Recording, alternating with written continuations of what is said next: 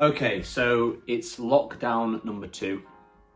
The gyms are closed for at least 4 weeks. And those who are doing some off the bike strength and conditioning exercises may be a bit lost and at a miss as to what to do over this period. If we had all the money in the world, then we would probably by now be investing in a decent home gym. But as we well know by a quick Google search, these can be very expensive bits of equipment. Bands are the cheapest bit of gym equipment that you can get your hands on. These 2 bands here, you can pick up for a total of about £30. This band here was 20 quid, and then you can get a vast array of different strengths, different resistance small bands for about 10 quid. The benefit of these resistance bands as well is that they match your strength curve. So essentially the harder you pull them, the harder the resistance gets. And what that does offer is a greater amount of muscle activation. So with a lot of mind-muscle connection and really thinking about form and function while doing these movements, you can get a lot of benefit out of doing them.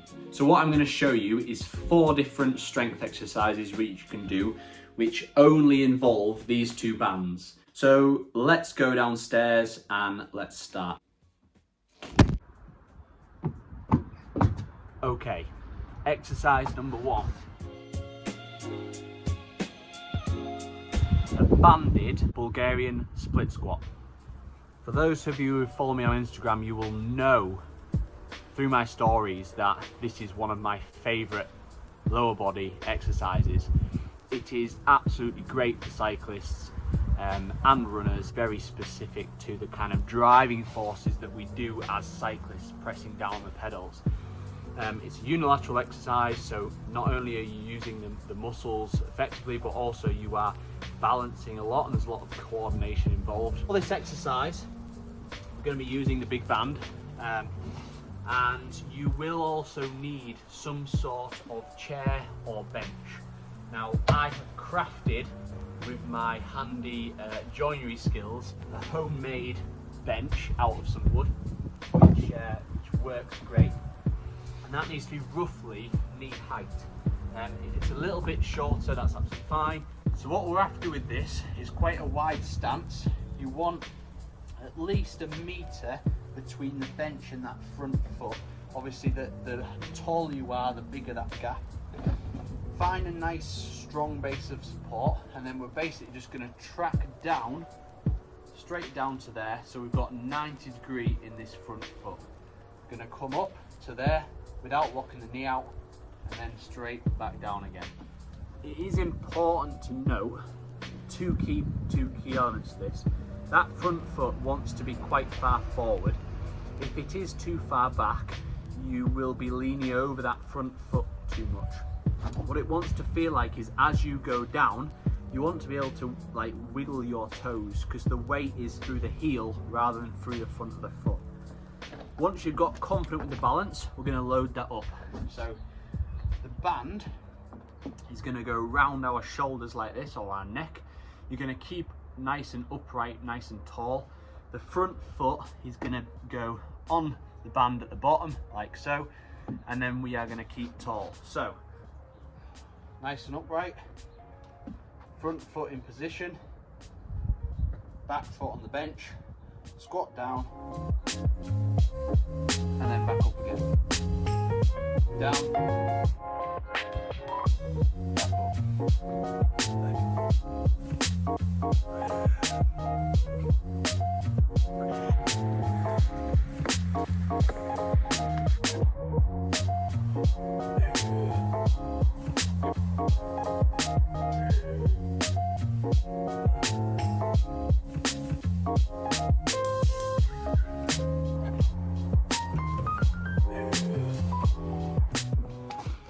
One thing to note is that I am not going to be giving you a certain sets and reps for each exercise, because that is massively dependent on your fitness, your training state, what resistance band you've got, what your aims are and things like that. So all I'll say is, if you're not trained in this, then obviously you need to leave a couple of reps in reserve because you don't want too much muscle soreness the next day. If you are already well accustomed to strength training, then you need to be pushing these to failure. Now, failure on a very, very heavy band will be very different in terms of the rep ranges compared to a light band. If you've got a very light band, there is very little benefit in giving yourself 3 sets of 8 reps where you're not pushing yourself in the last couple of reps. You probably need to be putting the weights up and getting the novelty stimuli out of a lot of rep range, so going up to 20 reps, whatever it might be. If you've got a fairly heavy band, then the benefit for you will come from nice slow controlled movements, making sure that each rep is performed perfectly, making sure that eccentric phase is nice and slow, and so on and so forth.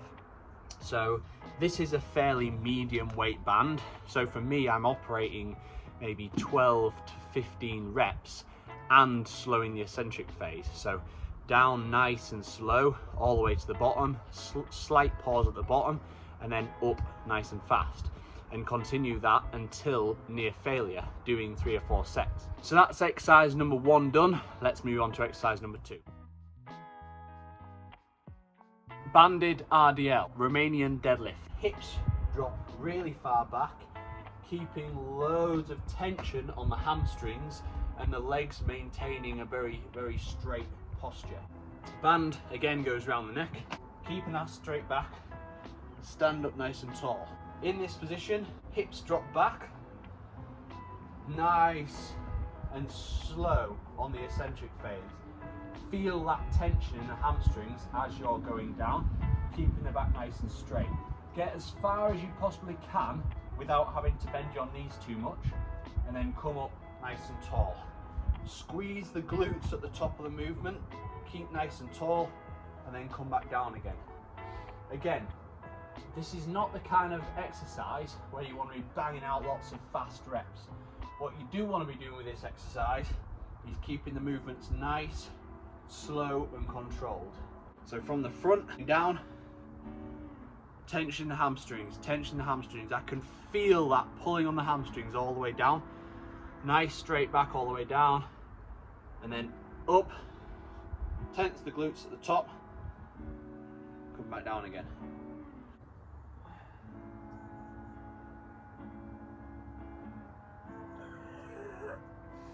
If that is not advanced enough for you, you can progress that to a single leg RDL. To do that, you basically just remove one leg. So that would be one leg on the floor, one leg slightly up on your toes like this, behind you, bending over, keeping this front leg nice and taut. Keep the back nice and taut, feel that tension in the hamstrings, and then come up. Tense that right glute at the top, then go back down again. Switch legs after you've done a certain amount of reps. Okay, the next exercise is going to be a heel elevated front squat. So this is a great one to really load the anterior chain, namely the quads. What we're going to do is we're going to slightly elevate the heels.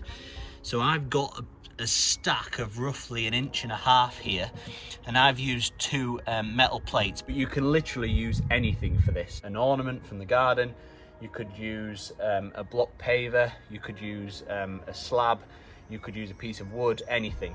What this does is it means that we can get a full range of motion in the squat without hip or ankle mobility affecting our range of motion. So what I mean by that is, typically in a normal squat, as we squat down, we will get to a certain depth and we can't get too much lower, namely usually because of ankle mobility. What this does is it takes that out of the equation and means that we can get a much more flexion at the knee. So what does that look like? Squatting down, it means we can get our bum almost to the grass. Okay, so from there, to there. More range of motion means more load on the quads and bigger stimuli. That comes round our neck again, standing on the band with our heels elevated off the floor, coming forward into this position, load the quads, straight back up again. I think about you all the time. Load the quads, straight back up again.